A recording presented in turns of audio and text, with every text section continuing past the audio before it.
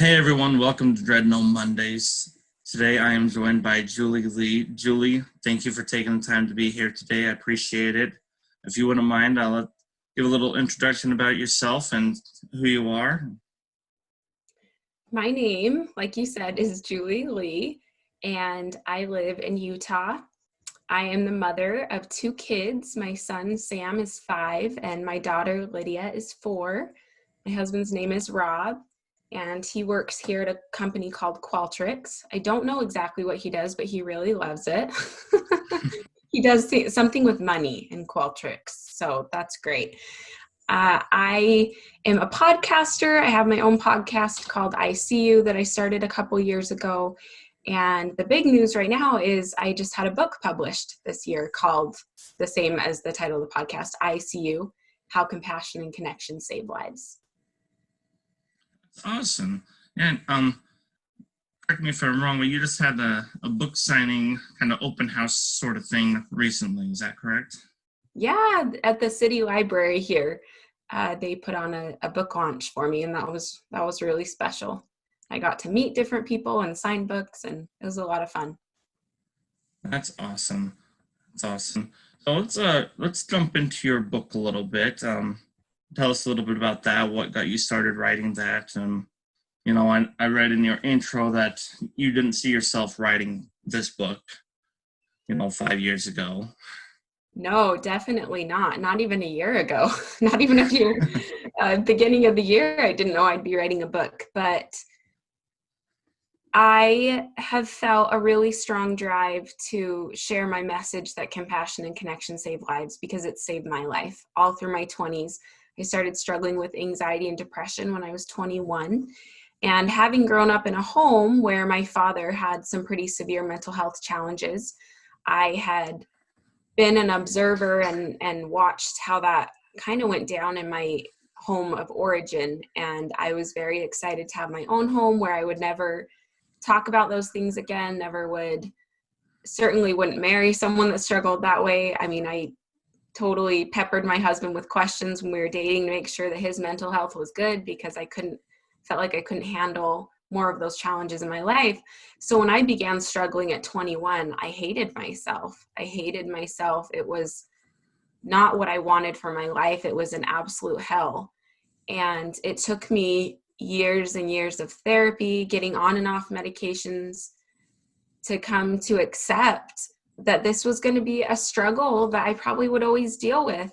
And not that that meant that I needed to be miserable, but that I would always need to be aware that I had susceptibility to the anxiety, the depression, even some of the PTSD-like symptoms, nightmares and flashbacks, and that I could live a really happy, thriving life with that. And it's been those experiences that have really driven me to share the truth that compassion and connection from other people can truly change, transform, and save lives. So the beginning of this year, some circumstances happened where I ended up in a meeting with the president of a publishing company, and I handed him an introduction to a book I wasn't even sure I wanted to write. And a couple weeks later, I was sent a contract, and I needed to finish the manuscript in 3.5 months. And I did, and I believe in a higher power and a God, and I did a lot of prayer and a lot of pondering as I wrote this book, and I'm really happy with how it turned out. It's kind of a self-help leadership book of how to see people right now, especially where we're really struggling. We're feeling very disconnected, I think, at this time. And I'm just really happy to have the honor to have it published and out there for people to read. And I'm so happy you have a copy. That's exciting. Thank you. It's been good. Been good read, that's for sure. So it's always fascinated me, how things have worked out to help us, in the least expected ways. Your example of writing this book to talk about what you've been facing that has allowed you to help you, but in a way that you never thought you would do, writing a book or writing this book. Like the saying always goes, the teacher is the best learner, or the teacher learns the most. And I love how you stated that you can you realize that you've got these challenges, but that you're able to still live a happy life with them. It doesn't have to make you miserable. It doesn't have to drag you down. You're able to um, acknowledge them, realize that they're there, recognize them, for what they are, be able to, um, for lack of better words, handle them, but still live your life, still experience those happy moments and have that joy with your family and whatnot. Well, I think that was really important to share from the get-go, is that is possible. People with similar things can still have joy, find joy. It may seem hopeless for a while, or may take a while, but it is still possible. So thank you for sharing that. And I read in your introduction here, just sorry, I've got it pulled up right here, so I'm going to kind of go back and forth a little bit. No worries. But you said like simple greetings, like eye contact, returning the smile in the grocery store line. What other kinds of greetings and things like that can help with anxiety and separation that you talk about in your book? I think anything we can do to make sure someone feels seen. And so, yeah, like you said, just eye contact, talking to someone in real life and not just over a computer typing, but saying, hey, I acknowledge that you're there. Hi, I see you. Making sure that people remember that we are present and witnessing their life. I think especially in our age of so much technology, which has brought about so many good things, but the temptation is to disconnect more and more because we get really comfortable being behind a keyboard. And it's like someone called me yesterday, or no, they texted me and I called them and they said, sorry, I always text first because a lot of people act weird when I call them now. That it's uncomfortable that I would just pick up the phone and call them. It feels very abrupt. And I think that it's so important that we take that time to make those phone calls when needed, that we talk to someone in real life, because of my experiences, I have this unique perspective where I know what it feels like to not even feel like I'm in reality. I have a good friend who calls just that real severe mental health struggle. I call it in my book, I talk about being in the hole where I don't see any way out. And it's almost like the upside down from Stranger Things. If any of your listeners have seen Stranger Things, it's this, there's this alternate reality, and it's terrifying and it's dark and you're completely alone and no one else can understand it. They don't even see it. And so I think anything we can do to remind each other, like, hey, I'm with you. I'm here in this same reality with you. You're real. You're not lost somewhere in your mind. It's almost like grounding someone, right? There's lots of different grounding techniques. And one that a therapist shared with me when I was really struggling was she would have me take the palm of my hand and draw a figure eight with my finger backwards. And just to remind myself that I was present and not just get lost in this oblivion of my thoughts.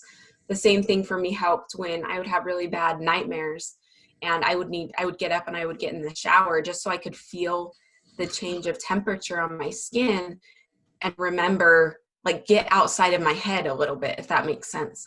So as we talk to people and as we greet people, I think a lot of it is just helping people to get outside their heads where they might be feeling alone, might be feeling disconnected, and remind them, like, hey, I'm here. We're human beings. We're all in this world together, and you need to be alone in there. I like that.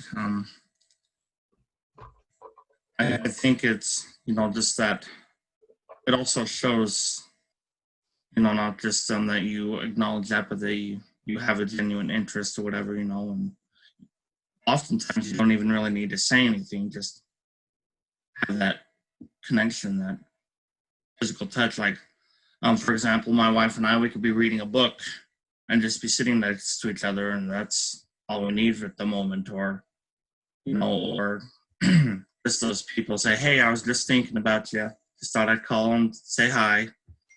And that can pull someone out of a hole in an instant. Yes. It's almost like in my book, I talk about, it's like you're when you're in the hole, you don't see the way out. And you don't necessarily, for me, it's like I felt like the sun didn't shine.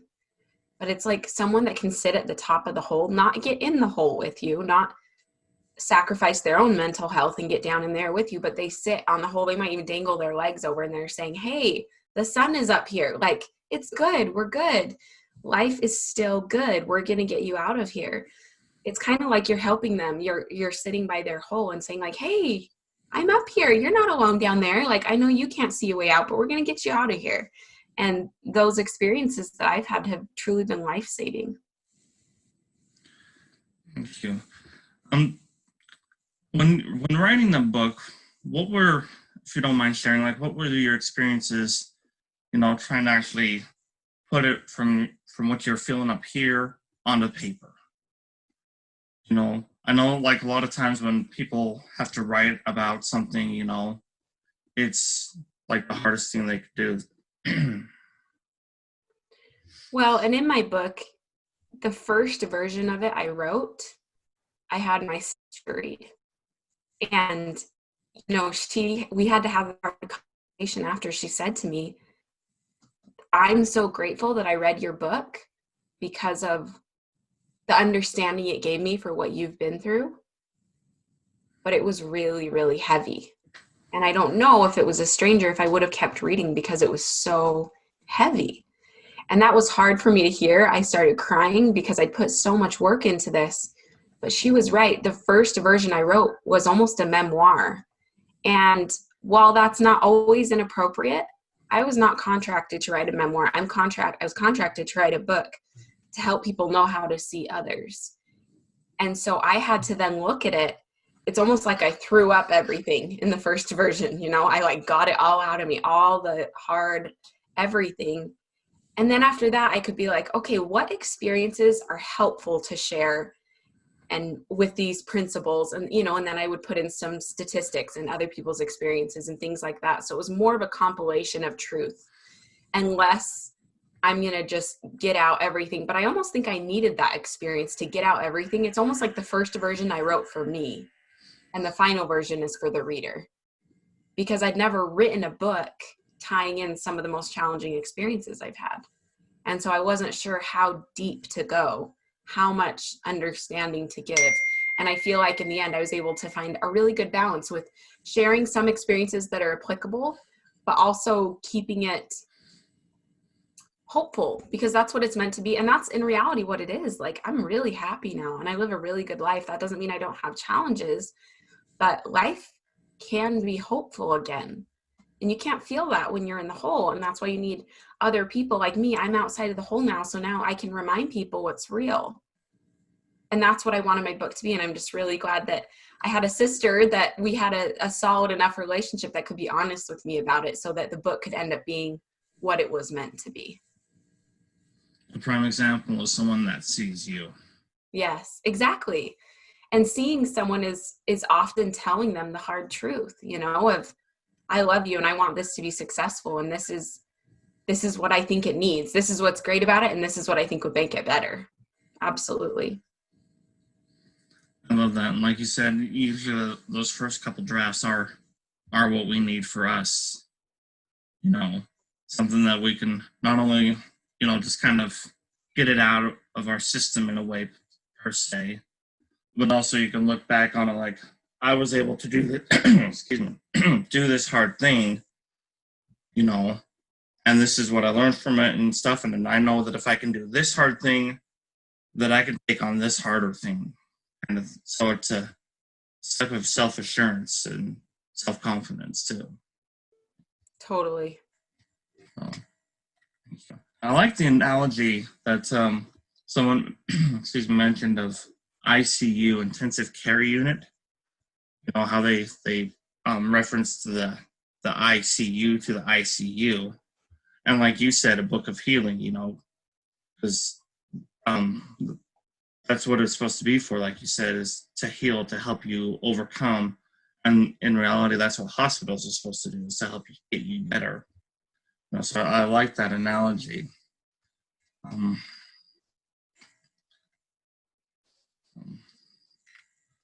What what involvement, impact did it have on your husband and kids while you were writing this book? My husband had to he had to step up a lot. We had a lot more frozen pizza. We ate out a lot more. He put the kids to bed by himself often. We really tried to find balance because, like I said, I had to write it in 3.5 months and I needed to write it well. It couldn't be like that first version. I had to edit and revise and make it what it needed to be. And so they most certainly had to be patient. And my kids got sick of seeing me writing on the computer, but I tried to do things like write at night before, after they were in bed or when they were distracted doing something else. If it was a day where they could watch it, they were excited to watch a movie, and then I'd use that time to write so that I could still stay as present with my family as possible. Because when my relationships aren't good in my family, it's hard for me to do a good job with this, because that's the most important thing in my life is being a mom and being a wife to these people that I love so much. And so even if the book turns out great, but my relationships are destroyed in the meantime, I'm not happy. It doesn't, especially a book that's all about how to see people with compassion and connection. If I'm not doing that in my own life, then, like I feel like a hypocrite. And while I have had to learn to be easy on myself, because I'm not perfect, obviously, and I make mistakes. And there's times when I'm like, I know I'm not supposed to do this. I wrote about this and I'm still doing that. And that's frustrating. But, we're all learning and we're all trying to get better. But it was a challenging time for sure. My husband and I had to have many conversations. Sometimes I was in tears, just like trying so hard to balance everything. But we figured it out, and it was a short amount of time, and I think it was meant to be. And we all came out, still loving each other a lot and being a happy family. So I think that's a win. That's awesome. I know those many nights of frozen pizza. Yep, lots of frozen pizza. Yep. It is important to know um what your priorities are. It's, um, as powerful of a tool as our cell phone is, or technology is, and stuff. You know, it's at the right time when it's family time. Playing a board game with my family is more powerful. It's and there's been many times where my son will come in the office. Dad, are you still working? Come on, Dad, be done. So I find myself tugging at that as well, and I'm like, okay, 2 more seconds and then I'm done. I just had to like save it or whatever. But then and it always brings me back to like, this can wait. This document, this whatever, it can wait. Mm-hmm. Or there'll be times and I'm like, hey, how about you go watch 5 minutes of TV, then I'll be out, or something like that. Mm-hmm. Most of the time, it's this can wait. My family's higher priority. Yeah, it definitely reminds you what's most important, for sure. Absolutely. And they need my full presence. Like you said, I put my cell phone down, I'm shutting my computer off, and I'm there with them. I'm full eye contact. I'm not yeah, yeah. Right. And I think we've all done that before, and you realize you're doing it and it doesn't feel good. And our kids notice.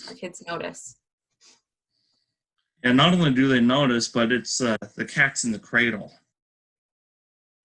People are not be familiar. It's their talks about the son ends up just like the dad, who's too busy to have time to play. He's always working. Trying to be a successful dad, but he's always gone working and stuff. And the son turns out just like him. And yes, I want to be successful, and I want my son to be successful, but at what price?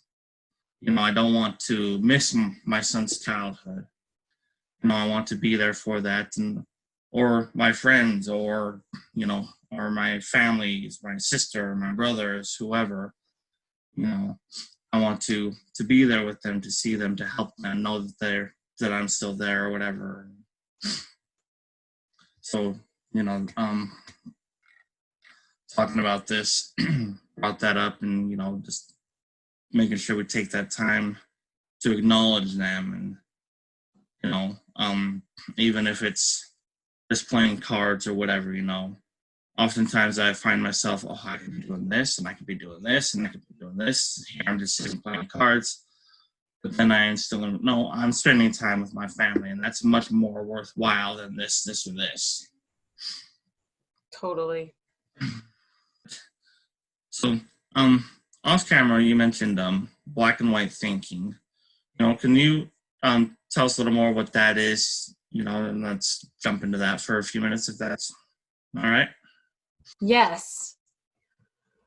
I call something black and white thinking, and it's the way that I used to often think about things, and especially people. People are good or they're bad. I would slap labels on them. Like, I don't know if you've seen that episode of The Office. There's a character named Dwight, and he puts labels on everybody, Russian, Jew, woman. Like, he puts all these labels on people, and it's totally like not politically correct. And it's a pretty funny episode. But I feel like I used to think about people like that. They are this way because of this label. They are this way because I'm going to put them in this nice, neat box where I saw this one behavior from them. So that means everything they do is wrong. And then I came to a point in my life where I realized that that didn't really hold up in my new life circumstances. I had experiences with people that challenged that way of thinking. So one good example is, I shared this in the book where, I'm driving and I do something stupid when I'm driving, because I do that sometimes, not on purpose. I'm not a good enough driver to be mean on purpose when I drive, but I'm just distracted for whatever reason with my kids or my thoughts, and I cut someone off. And the other person, he's super mad at me, and he's just like, oh, F you, da, da, da, saying all these things that I don't understand. And it's easy for me to come home and I see my husband, I'm like, oh, that guy is a jerk. He's the worst. I'll never be like him. Well, of course, I might feel a little differently towards him if I knew the context of his situation. So maybe this guy doesn't have parents. Maybe he grew up homeless. Maybe he came from the hospital and he's just lost a loved one. Maybe he just had a conversation with his parents where they told him they weren't proud of him. I don't know what circumstances he's coming from. And that doesn't mean that his behavior is correct or that it's kind. But if I can change my black and white thinking of just, he is a jerk, period, and look at it and say like, oh, wow, he's going through something. And recognizing that his circumstances are a little more complex than probably what I am seeing right then. I like to think of that as thinking in color. And I look at the analogy of a TV set. When black and white TV first came out, we were ecstatic. The world was ecstatic because they didn't know any better. It was exciting, black and white TV. And I feel like that's kind of the way we think as children, because it's just easier to understand good guys and bad guys, But then I feel like as we mature and as we have different life experiences, we have this opportunity to engage in thinking in color. And that means we look at someone and we are able to consider the complicated life circumstances that have brought them to this point in time. And then from there, I think there's an even more elevated way of thinking, and I call that thinking in high definition. Just like the TV set, we went from black and white, and then we got color television, and then we got high def TV. And that was just mind-blowing, right? And high def TV is not only looking at someone and recognizing the complexities of life, thinking in color, but we can see how their life experience, how they have strengths to offer the world, and how we can benefit from knowing them. And so I can't always do that with the angry driver on the road because, they're gone. But I guarantee if I got up a little closer to their situation, I would recognize strengths that they have, and I could learn from them, because I feel like we can learn from anyone we meet. It's our perception, right? Our perception is our reality. So, excuse me, let me get a drink real quick. I like that, because you don't know what they're going through. I relate that to something what I call Instagram honest. You see Instagram and there's this perfect life or whatever or something, and then you're thinking, oh, look at them, they got this perfect whatever, perfect house, perfect car, perfect plate of food, or or you see a video where they're goofing off and stuff, and like, oh, look at those idiots, you know, or, but that's not really reality. That's what they want you to perceive or whatever in Instagram, or oftentimes our first impression is like, now they're all in that box, like you say. But as we get to know them, okay, maybe they're not so bad, or maybe they are more like me, and they mess up and they burnt dinner, or, and then a lot of times it could be like you said, just the way they say things, not necessarily the vulgar language, but I often phrase things that if you didn't know me would come across as rude or misunderstood, but it's just the way I phrase it because I'm not perfect. I'm a human, but so first contact with me might come across kind of sour, but you get to know me, or someone that does know me, they're like, okay, this is what he really means. They're like, oh, okay, that makes more sense, kind of thing, or things like that. My husband and you could have a very good conversation. We're always having that conversation where he's like, I just can't say it how I think it. This is how it comes out. And it sounds super offensive, but I don't know any other way to say it. It's very frustrating for him. It's because I'm like, what? What did you just say to me? And he's like, that's not what I mean. I don't know how else to say this. Yep. My wife just rolls her eyes and goes, I love you. Mm-hmm. That's good. That's a good way. That's a better way to handle it than what I do sometimes, which is like, excuse me. Yep. Yep. Oh, don't get me wrong. She does that too, but Mm-hmm. luckily for me, not as often as before. So That's good. Yeah. Hopefully, I think I'm getting a little better too. Yeah. We're all learning. but but but yeah, to your point, there's more to the picture than just what you see in that first impression or whatever. You can also relate it to a 2-minute trailer of a movie, and you see these clips, but you don't get the whole movie. You don't get the whole picture. Mm-hmm. You're lost, or you're misunderstanding what's going on, or things like that, or you're missing key parts of it. Mm-hmm. So, um, Totally. And I think it's our opportunity to, whether we decide to adjust our thinking or not. I mean, you can see something good that someone does that maybe you didn't like them before, and you have a choice then. You have a choice to disregard the good thing they do and, make some excuse of, oh, they did it for this reason. They're trying to be someone they're not, or whatever it is. You can choose that and stay in the black and white thinking, or you have the choice to think, maybe just all of us are imperfect, and maybe in that one moment that was a bad choice they made, but they're still capable of so much good, and maybe I can let go and I can choose to see the good right now. And that's where I feel like we see the lights come on and we see things starting to look a little more colorful and a little more easy to grapple with, honestly, because I feel like black and white thinking doesn't hold up for us eventually. Eventually we're going to have some experience, or we're going to meet someone, and it just doesn't add up. And that's when I think dangerous things can happen. And, when we think about things in absolute, we really make it hard to connect with other people. And we really tend to isolate ourselves because we don't want to engage in reality, which is that people are complicated, life is complicated, and that we kind of got to roll with it sometimes and find the good. absolutely. And I'll come back to that in just a minute because I had a thought that I've learned a new perspective. But it also helps with black and white thinking. We can do some internalizing thinking. It's like, how do people portray me? Am I coming off as that rude person, that arrogant, whatever? How can I be a better person? You know, um, in someone else's eyes. Not necessarily, don't pretend to be someone you're not, but be better be a better version of you, So with my example earlier, I've tried to, okay, let me rephrase that. I'll say something like, no, let me rephrase that to how it sounds better, but means the same thing, or whatever, or Mm-hmm. show more color to the public. For sure. Totally.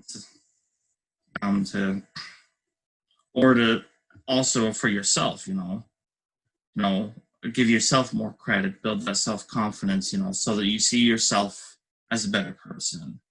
Mm-hmm. Um, and then going back to we said earlier, um, I've learned recently a new perspective. Like you mentioned, seeing the good in others or whatever, is the you hear the term gold digger, and what do you instantly think? Yeah. They want. So, sorry, go ahead. I'm just gonna say a young person that wants an old person's money, and so they get married. That's what I think of. Yeah, exactly. And that's what most people think of. That's what I used to think all the time too, you know. But Elena Cardone, I read her book. I don't know if you've read her book. Mm-mm. She talks about it in a new perspective is finding the gold in yourself and others, finding the good. Mm. Go dig up that gold, and it was like, holy cow, total 180 on how we see things. Like Yeah. you said before, that one instance where the guy in the car behind you is cursing you off, but if you followed him around for 24 hours, you're like, this is the same guy. So I think perspective is huge, and um, being able to be open minded enough to acknowledge that possibility. Doesn't mean you always have to agree, but like, okay, maybe this could be another way to look at it, or maybe this could be another channel. And like you said, you still have that choice of how you respond from there. Yes, So for sure. I appreciate you bringing that up. um, so, Julie, I appreciate the conversation. It has been awesome. So thank you for taking the time and sharing your story, a little bit of your story in your book, and the process and challenge it was to get the book on print, and how your family has worked together through that. Can I show it to you? Just because I'm Oh, so proud of how pretty it turned out. absolutely. Yes, and where can they find that? Where could they get that book? Where could they contact you, learn more about what you're doing? Yeah, so my website is julieleespeaks.com. So JulieleESpeaks.com. The book is on Amazon. You can get it through my website. You can message me there as well. I'm on Facebook. I'm on Instagram. So yeah, it's getting to be everywhere, and that's really exciting. I think it's on Walmart. It's getting around, but Amazon is usually one people like to hear about because everybody likes 2-day delivery. But you can also get it through my website, and there's also a bracelet as well that says I see you on it that I'm so excited. I'm going to pick it up today from my publisher because COVID pushed it back a little because, man, shipping with COVID from other countries has just been crazy during the time of the coronavirus. So I get to go pick mine up today, and I'm excited. So, yep, but you can find all of that on my website at julieleespeaks.com. So we'll post those links in the comments below. And again, thank you for taking the time to be here. Yeah, absolutely. It's my honor. Anytime. Thank you.